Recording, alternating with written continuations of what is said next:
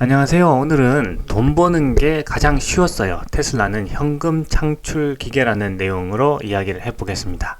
지금 테슬라에 남는 현금으로 자사주를 매입해 달라고 하는 주주들의 요구가 빗발치고 있는데요. 이 내용에 대해서 자세히 알아보겠습니다. 자, 게리 블랙이 이 트위터를 올렸습니다. 그러면서 뭐라고 했느냐 하면 이 코관 레오 아저씨의 그 말이 100% 맞다 이렇게 이야기를 합니다. 무슨 이야기를 했는데 100% 맞다고 했을까요? 자, 살펴보면은 이 사진에서 먼저 볼게요. 이 사진에 보이시는 이분이 코관 레오라고 합니다.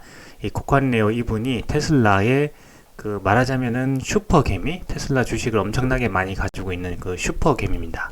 이분도 지금 트위터를 굉장히 열심히 하세요. 자, 그래서 이분이 자사주 매입을 해달라고 이렇게 요청을 했는데요. 게리 블랙이 여기에 대해서 이야기를 했습니다. 그래서 코카네오 아저씨 말이 100% 맞다 이렇게 이야기를 하죠. 그래서 테슬라의 그 잉여 현금 흐름입니다. 프리 캐시 플로우라고 하는데요. 그러니까 여기저기 들어가는 돈을 다 지출하고 남은 그 현금 흐름, 현금을 그 FCF, 프리 캐시 플로우라고 합니다.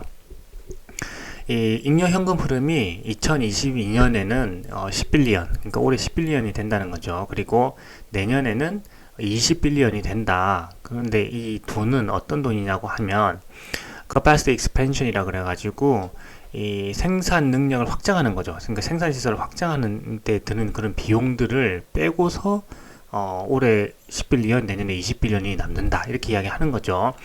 그래서 New Gigafactories라고 해서 지금 올해부터 이제 내년까지 해서 캐나다에 그 새로운 기가 팩토리를 짓습니다. 그렇기 때문에 여기에 들어간 현금이 올해는 한 7빌리언 그리고 내년에는 8빌리언 합하면 이제 15빌리언 되는 거죠. 근데 15빌리언이 다 이 캐나다 기가 팩토리에 들어가는 건 아니고요. 여기 캐나다 기가 팩토리에도 짓는데 이제 건설 비용이 들어가고 그 다음에 기존의 그 기가 팩토리도 지금 확장을 하고 있죠. 그러니까 여기에 들어가는 확장 비용까지 다 합쳐서 한 15빌리언 되는 것 같아요.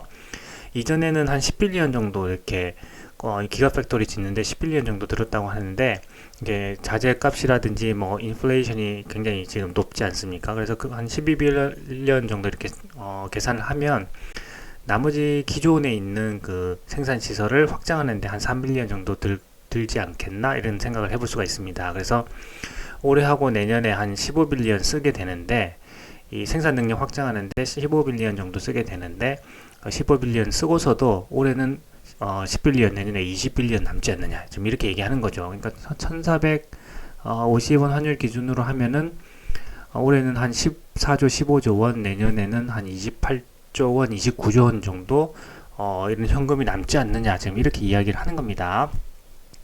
자, 그렇기 때문에 올해는 한 5빌리언 정도 사주고 내년에는 한 10빌리언 정도 사주면 좋지 않겠느냐라고 지금 이 고관 레오 아저씨가 이야기를 했고 게리 블랙 아저씨도 레오 아저씨 말이 100% 맞지 않냐 또 이렇게 이야기를 하는 거죠. 그러니까 현금이 많으니까 지금 주가가 많이 떨어졌을 때 자사주 매입을 좀 해달라고 하는 거죠. 그러면 시중에 유통되고 있는 이 주식수가 줄어드니까 주가가 상승하는 그런 효과가 있겠죠. 기존 주주들에게 굉장히 좋겠죠. 그렇기 때문에 지금 정도 되면 이런 현금이 많고 또 현금 창출 능력이 뛰어나기 때문에 올해 5빌리언 내년에 10빌리언 정도 자사주 매입을 해달라 지금 이렇게 요구를 하고 있습니다.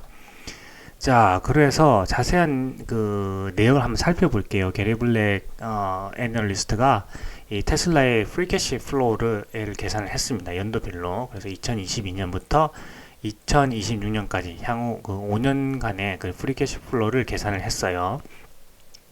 자, 여기에 들어가는 이제 계산에 들어가는 내용은 전기차에 관한 부분입니다. 그래서 실제로는 앞으로는 이 전기차뿐만 아니라 지금 하고 있는 뭐 에너지 사업이라든지 인공지능이라든지 충전 사업이라든지 정부에서 들어오는 보조금이라든지 뭐 이런 수많은 그 요소들이 또 있습니다. 그 로보택시라든지 그다음에 FSD라든지 이런 소프트웨어에서 나오는 그런 수입도 있겠죠.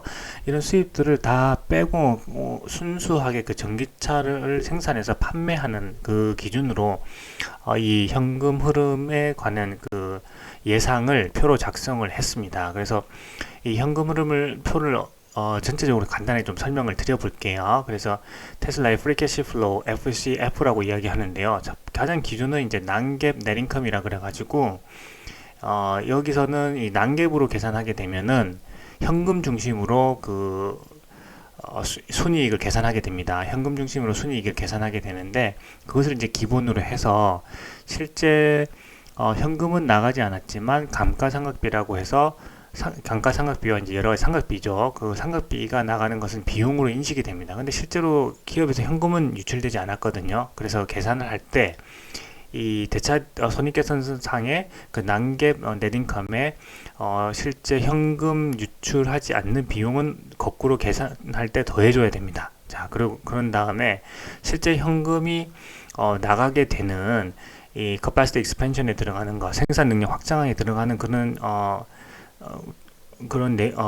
현금 유출은 또 현금 유출액은 또 빼줘야 되겠죠. 거기다가 다른 이제 영업에 들어가는 그런 또 현금은 빼줘야 됩니다. 그래서 이제 공장을 처음에 건설하고 나면 그 비용을 한꺼번에 비용으로 다 잡는 것이 아니라 이것이 뭐 10년이면 10년, 30년이면 30년 이렇게 나눠서 이제 그 자산으로 잡고 그 다음에 여기 나가는 비용 30년으로 잡으면 매년 30분의 1씩 비용으로 인식이 되겠죠. 그런데 실제로는 현금이 이제 또 나가게 되는 거잖아요. 그렇기 때문에 우리가 그 수익과 비용으로 잡는 이 수익 손익계산서에서 실제 현금이 유출되고 있는지 유출되고 있지 않은지 그 기준으로 해서 거꾸로 계산한 것이 바로 이 최종에 나오는 그 프리캐시 플로우가 되겠습니다. 말하자면은 하나하나 좀 설명하면은 조금 회계 지식이 없는 분들은 좀 어려울 수가 있는데요. 쉽게 설명드리면 현금 흐름을 계산을 했다 이렇게 보시면 되겠습니다. 그래서 현금 흐름을 계산하는 그 요소에 이러한 요소들이 있다. 그래서 이 현금 흐름을 계산해 봤을 때 자, 2022년 같은 경우에는 그 14빌리언입니다. 14.6빌리언에서 이익이 난다는 거죠. 14.6빌리언에서 이 36빌리언이 실제로 유출되지 않았기 때문에 감가상각비라든지 다른 여타 상각비로 돈이 나가지 않았다는 겁니다. 그래서 이걸 더해주고 그 다음에 생산시설 확장에 들어가는 비용 7빌리언을 또 빼줘야 되겠죠. 그 다음에 다른 영업에 들어가는 비용 1.1빌리언을 빼주고 나면 이제 2022년 올해 그 프리 캐시 플로우 남는 그 실제 현금 흐름이 10빌리언 정도 된다 이렇게 이야기를 하는 겁니다. 자, 2023년에 가면요, 자 24.9빌리언이라고 하는 이익이 거의 보게 되면 한 10빌리언 정도 더 올라가게 되는 거죠. 그래서 여기 들어가는 대부분의 비용들이 거의 비슷한 수준이라고 본다면 지금 2022년에는 10빌리언, 그리고 내년에는 20빌리언, 그리고 2024년에는 32빌리언, 2025년에는 49빌리언, 2026년에는 67빌리언 혹은 68빌리언 정도 이 프리 캐시 플로우 그 잉여 현금 흐름이 남게 되기 때문에 그래서 향후 5년간의 이 영업 현금 흐름을 계산을 하게 되면은 179.9빌리언, 약 180빌리언이죠. 180빌리언의 현금을 테슬라가 벌어들이게 된다 이렇게 이야기하는 겁니다. 순수 이제 뭐 비용 나가는 현금 흐름 나가는 거 다 제외하고 현금으로 가지게 되는 손에 쥐게 되는 거는 180빌리언을 앞으로 5년 동안 벌게 된다 이렇게 이야기를 하는 겁니다. 그 180빌리언으로 치면은 지금 환율로 치면 한 250조 원 정도 되는 거죠. 그러니까 250조 원 정도가 남는다는 겁니다. 다 나갈 거 나가고 실제 이제 그 남는 현금이 250조 원 정도 된다. 5년 동안. 그러니까 엄청난 현금을 이제 그대로 벌어들이게 되는 거죠. 이쯤 되면 정말 돈 버는 게 가장 쉬웠어요. 이런 말을 할 수가 있겠죠. 그래서 테슬라는 현금을 창출하는 기계다. 이렇게 우리가 볼 수가 있는 겁니다.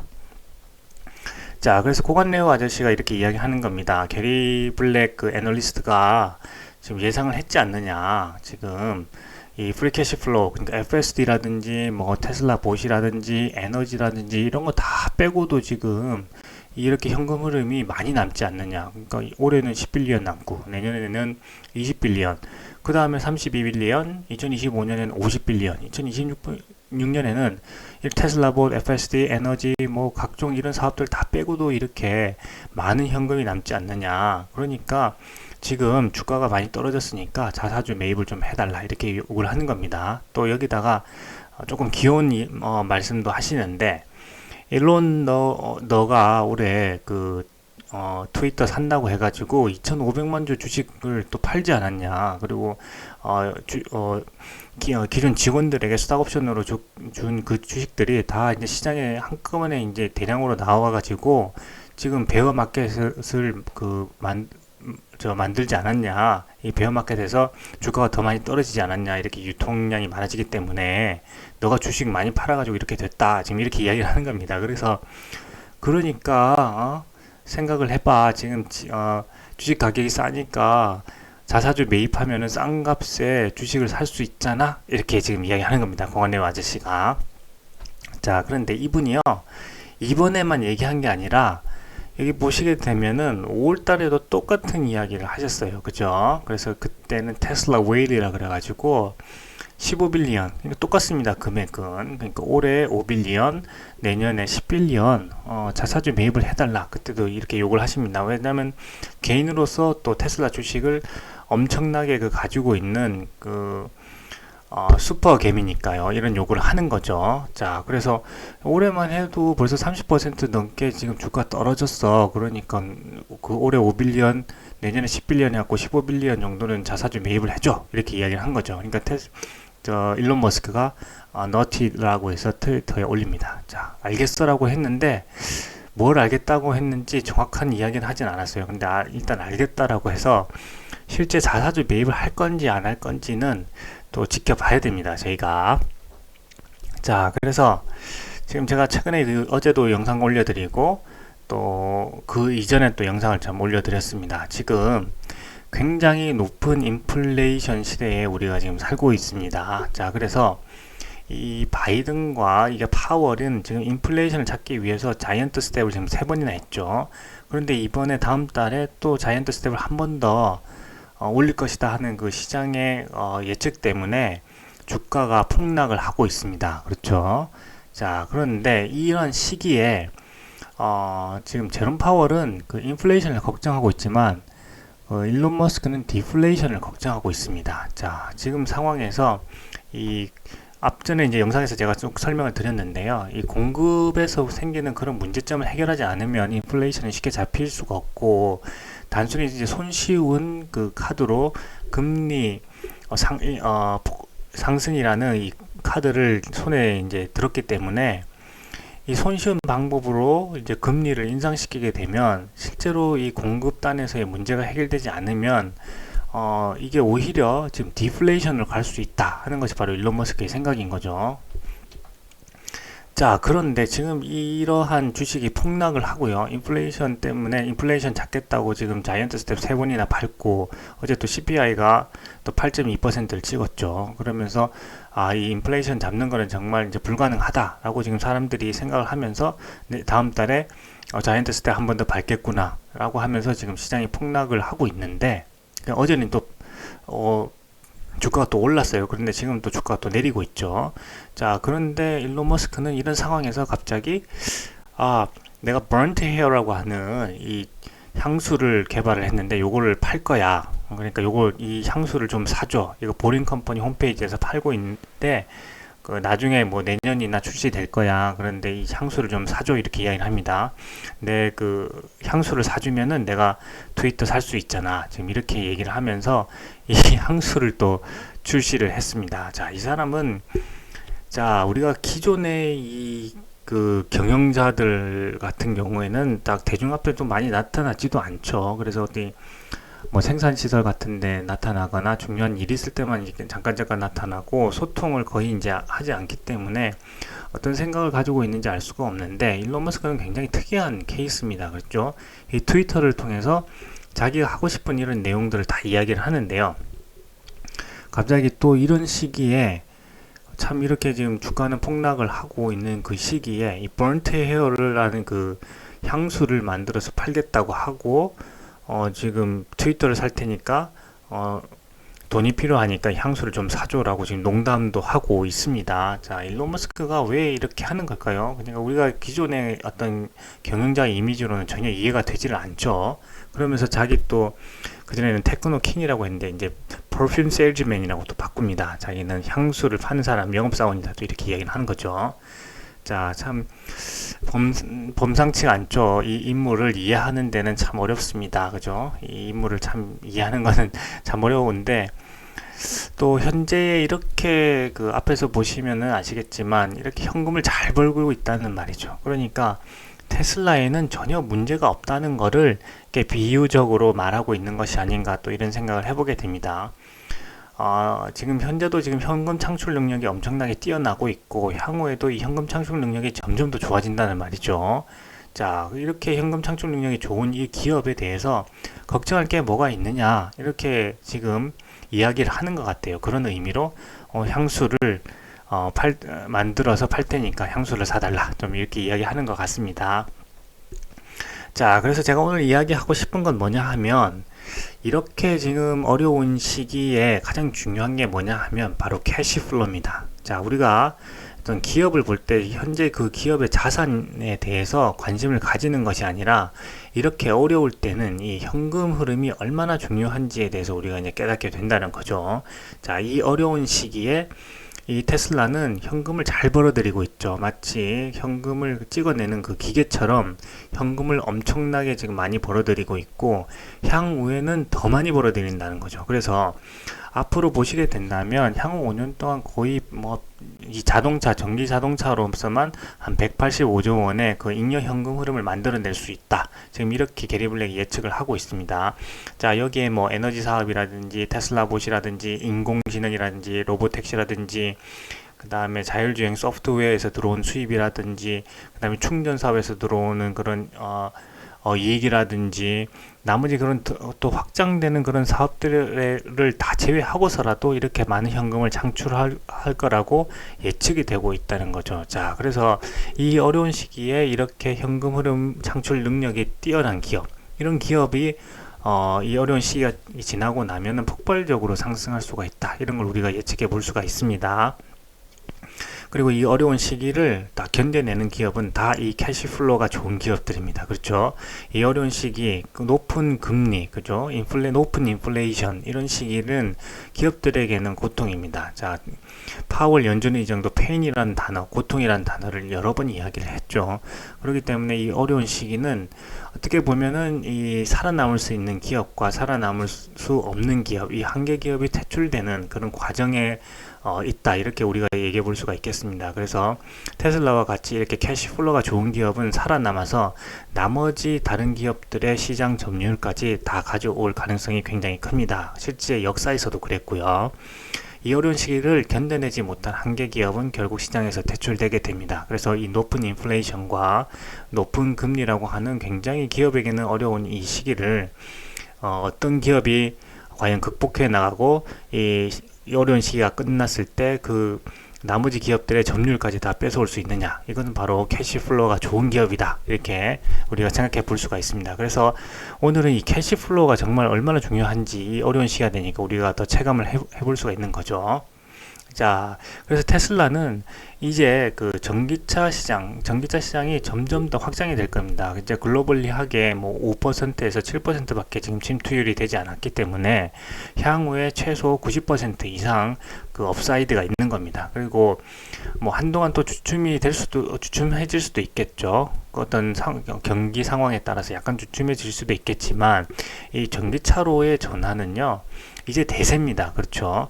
그리고 여기는 흐름입니다. 앞으로 거스를 수 없는 그 흐름이기 때문에 여기에서 또 가장 잘하고 있는 기업이 테슬라이기 때문에 우리가 걱정할 필요가 없다, 이렇게 생각해 볼 수가 있습니다.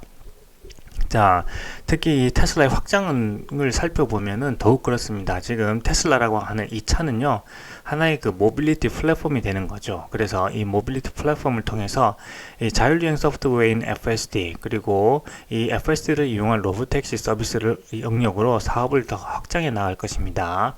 그리고 여기에서 남는 이익은요, 훨씬 더 마진율이 더 높아지게 되겠죠. 자, 여기에 여러 가지 소비자 마케팅과 인포테인먼트 사업으로 또 해 나갈 것이고요. 또한 이 충전 서비스에서 다른 그 테슬라 차량이 아닌 다른 자동차 회사의 전기차들도 이 멤버십에 가입해서 테슬라의 충전 서비스를 이용할 수가 있게 됩니다. 자, 그렇게 되면서 여기서 또 수익이 또 발생하게 되는 거죠. 그리고 여기에 지금 건설하고 있는데 보조금도 국가로부터 받고 있습니다. 자, 여기에 이제 통신 네트워크가 또 차와 연결이 된다고 했죠. 여기에 우주항공 사업과 또 연계가 되고, 에너지 발전 및 저장 사업은 향후에 전기 자동차 시장보다도 훨씬 더 커질 거라고 일론 머스크가 이야기를 했죠. 자, 이러한 거기다가 이제 배터리를 직접 이제 리튬 이온 배터리를 직접 이제 리튬을 정제해서 만들게 됩니다. 자, 그리고 여기에 들어가는 여러 가지 생산 시설에서의 그 경험을 가지고 이 기계가 기계를 만든 거, 로봇이 만드는 그런 공장, 스마트 팩토리를 만든 이것을 경험, 노하우를 가지고 또 이 공장을 하나의 어떤 제품으로서 판매를 할 수 있게 됩니다. 자, 그런 이러한 엄청나게 그 다양한 분야로 확장이 가능한 이 테슬라는요, 앞으로 더 많은 현금 흐름을 벌어들일 것이다. 이런 걸 우리가 알 수가 있게 되는 거죠. 자, 그래서 여기서 중요한 것은 앞에서 제가 말씀드린 것처럼 캐시플로입니다. 자, 현금 흐름이 얼마나 중요한다 하는 것을 우리가 이 어려운 시기를 통해서 더욱더 체감하게 됩니다. 그래서 이 부분에서 특히 가장 이제 유명한 분이 누구냐 하면 바로 이 부자 아빠와 가난한 아빠, Rich Dad and Poor Dad이라고 하는 이 책, 가장 그 베스트셀러죠. 로버트 기요사키가 또 이런 현금 흐름을 가장 중요하게 강조한 그런 사람 중에 또 한 명입니다. 자, 그래서 이분이 한 이야기 중에 가장 중요한 이야기가 뭘까? 제가 꼽아보면은 자산에 대한 개념을 바꿔놓았다 하는 부분입니다. 자, 그 전까지 우리는 이 집이라고 하면요, 다 자산이라고 생각을 했죠. 집은 자산이다 이렇게 생각을 했지만 로버트 기요사키는 그건 아니다라고 이야기합니다. 자산이란 건 뭐냐면 나한테 현금을 가져다 주면 그건 자산이고, 나한테서 현금을 뺏어가면 그건 부채다 이렇게 이야기를 합니다. 처음에 사람들이 많이 당황을 했죠. 아니, 집이 자산이지 어떻게 부채가 되는 거지 이렇게 하지만 실제로 이 사람이 이야기하는 그 개념을 가만히 곰곰이 생각해 보면 이 모든 것의 가장 중요한 점은 뭐냐 하면 바로 이 자산 시장에서 가장 중요한 게 뭐냐 하면 바로 현금 흐름이라는 거죠. 자, 여기서 보게 되면 This is the cash flow pattern of rich person이라고 합니다. 부자의 그 캐시 플로우 패턴입니다. 자, 부자의 캐시 플로우 패턴은요, 자, 이 자산에서 다양한 현금 흐름이 들어와서 나한테 수익으로 들어오게 됩니다. 이 자산에서 수익이 나오게 되면 이걸 자산이라고 부른다는 거죠. 여기는 부동산도 있고 주식도 있고 채권도 있고 뭐 여러 가지 뭐 지적 재산권도 있고 합니다. 여기서 이제 수익이 발생해서 나한테 수익을 가져다 주게 되면 그것이 이제 자산이다 이런 개념이고요. 여기서 보면은 중산층의 캐시플로우 패턴인데요. 어떤 일을 하게 되죠. 다 일에 종사를 하고 있습니다. 이것이 이제 나한테 수입으로 들어오는데 이 수입이 부채를 통해서 나가게 됩니다. 자, 다시 말하자면 집을 살 때 빚을 지게 되죠. 그죠? 근데 내가 그 집에 이제 거주를 하고 있다. 그러면은 매달 이자를 내야 됩니다. 그렇죠? 원금과 이자를 내야 되는 거죠. 그래서 내가 열심히 벌어들인 돈을 은행이 가지고 가게 됩니다. 그렇다면 이 집은 자산이 아니라 부채라고 이야기를 하는 거죠. 자, 처음에 많은 사람들이 이 로버트 기요사키의 이 개념을 이해를 하지를 못했어요. 그렇기 때문에 어떻게 집이 자산이 아니고 부채일 수 있느냐라고 했지만 지금은 많은 사람들이 이 개념에 대해서 이해하게 됐죠. 투자를 공부하면서 이 개념을 이해하게 됩니다. 현금 흐름에 따라서 자산과 부채를 구분한다는 이 로버트 기요사키의 생각을 이해를 하게 됩니다. 자, 가장 중요한 개념이 바로 현금 흐름이라는 거죠. 어려운 시기가 되면 더욱더 체감하게 되는 것이 바로 이 현금 흐름입니다. 캐시플로우가 얼마나 중요한가 이런 걸 우리가 알 수 있게 됩니다. 자, 그렇기 때문에 오늘 제가 드리고 싶은 말씀은 뭐냐 하면 우리가 어떤 자산을 가지고 있을 때 누구나 이제 경제적 자유를 꿈꾸지 않습니까? 그렇죠? 경제적 자유를 꿈꾸기 위해서 어떤 자산을 내가 많이 취득하는 것도 중요하지만 이렇게 지금 어려운 시기가 되니까 다 이 현금 흐름이 얼마나 중요한지에 대해서 다들 다시 생각하게 된다는 거죠. 자, 다시 말하면 이 어려운 시기를 통해서 우리가 현금 흐름이 얼마나 중요한지를 지금 깨닫고 있기 때문에 내가 이제 처한 어떤 그런 상황이 다들 다를 것입니다. 자, 그래서 내가 어떤 시점에 만약에 급여 소득자라면 어떤 시점에 은퇴를 하겠다는 목표가 있다면 그때까지 내가 현금 흐름을 어떻게 안정적으로 가져올 것인가, 만들어낼 수 있을 것인가 하면 그 포트폴리오를 그렇게 만들 수 있도록 포트폴리오를 조정을 해야 된다는 거죠. 포트폴리오를 그렇게 만들어야 된다는 거죠. 그렇기 때문에 구체적으로 이 포트폴리오를 어떻게 만들 것인지 이런 시기에 어떤 주가의 흐름에 이렇게 마음이 흔들리기보다는 이런 시기에 오히려 나의 포트폴리오를 그 경제적 자유를 실현시키는 그 시점에 어떻게 나의 포트폴리오를 조정할 것인가를 생각해 보는 것이 훨씬 더 생산적인 과정이다. 이렇게 말씀을 드리고 싶어요. 자, 그렇기 때문에 내가 가지고 있는 자산도 마찬가지입니다. 자, 테슬라가 이렇게 현금 흐름을 잘 벌어들이고 있는 그런 기계처럼, 그죠? 현금을 거의 찍어내고 만들어내는 그런 기계처럼 지금 돈을 많이 벌어들이고 있습니다. 이런 자산을 가지고 있어야 됩니다. 그렇죠? 자, 이런 자산을 가지고 있으면, 자, 언젠가 10년 후에는 이 자산이 계속해서 그 가치가 이제 늘어나게 되겠죠. 그러면 주가도 상승을 하게 되는 겁니다. 그래서 어느 시점에 달하면 이제 주주들에게 배당을 하든지 자사주 매입을 하든지 이런 것들이 이제 활발해지게 됨으로써 주주에게 그 부를 환원시키게 되는 거죠. 자, 그 시점까지 우리가 이 테슬라를 꼭 부여잡고 있어야 됩니다. 그렇죠. 이 테슬라와 같이 캐시플로가 좋은 기업을 우리가 꼭 잘 쥐고 있어야 됩니다. 그래서 그 결실을 우리가 다 투자자로서 얻어갈 수가 있어야 되는 것입니다. 자, 그때까지 이 기업이 성장할 시간이 필요하겠죠. 자, 그때까지 우리가 먹고 살 수 있는 이런 캐시플로를 우리가 스스로 만들어야 됩니다. 그래서 급여 소득자 같은 경우에는 지금 하고 있는 또 일을 또 열심히 해야 되겠죠. 그리고 사업하시는 분 같은 경우나 아니면 은퇴하는 분 같은 경우에도 그러면 지금 포트폴리오를 이번에 그럼 캐시플로우를 어떻게 하면 만들어낼 수 있을지, 더 많이 만들어낼 수 있을지에 대해서 고민하고 포트폴리오를 조정하는 그런 기회로 삼을 때다, 이런 말씀을 좀 드리고 싶어요. 자, 그렇기 때문에 이렇게 어려운 시기에 이런 시기가 되면 이 캐시플로우가 얼마나 중요한지를 우리가 다 알게 되고, 이 테슬라가 얼마나 대단한 기업인가가 또 우리가 새삼 깨닫게 됩니다. 그래서 주가는 많이 떨어지고 흔들리고 있죠. 하지만 테슬라는 더 많은 돈을 벌어들이고 앞으로 더 많은 돈을 벌어들일 것으로 예측이 되고 있습니다. 자, 돈은 더 많이 벌어들이게 되는데, 더 많이 벌어들일 것으로 예상이 되는데 주가는 더 떨어진다. 자, 그렇다면 주가가 잘못되었든지 아니면 테슬라의 사업이 잘못되었는지 그 둘 중에 하나겠죠. 그런데 실제로 테슬라는 돈을 더 많이 벌어들일 것으로 예측을 하고 있다면 이 떨어지는 주가는 다시금 어떤 매크로적인 것이 환경, 것이 경제가 다시 안정이 된다면 그 주가도 다시 이제 충분히 상승할 수가 있게 되는 거죠. 그래서 우리가 이런 어려운 시기가 될 때 이런 캐시플로우의 관점에서 우리의 포트폴리오도 조정하고 우리가 가지고 있는 자산에 대해서도 한 번 더 생각해보는 그런 기회가 되었으면 좋겠습니다. 그래서 오늘 영상은 여기까지 하겠습니다. 감사합니다.